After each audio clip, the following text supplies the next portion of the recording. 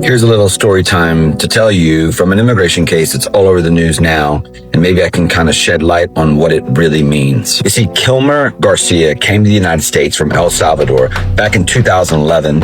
He was running for his life from gangs. Eventually, he built a life here in Maryland. He married a U.S. citizen, had a kid, worked legally.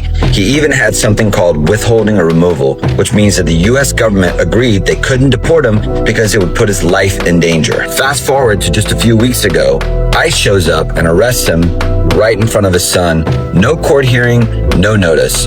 They just throw him on a plane and deport him back to El Salvador. This, in my opinion, is completely illegal. It went against an earlier judge's order that said he was granted withholding or removal. But this is where it gets crazier. The government's own lawyer goes to court and admits that he should have never been deported. You would think that's the right thing to do because U.S. attorneys are there to uphold justice, regardless of which side of the fence it falls. So what happens?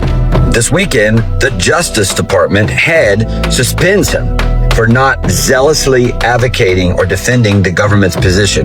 He told the truth, and now they punish him for him. Now, a federal judge has ordered the United States to bring him back by April 7th. But instead of fixing their mistake, the government is trying to blame him, saying he might be gang affiliated. There has been no evidence presented drawing him in connection with MS-13. Meanwhile, Kilmer is still sitting in a prison in El Salvador away from his wife and child. Ladies and gentlemen, this is exactly what happens when a system has power without accountability.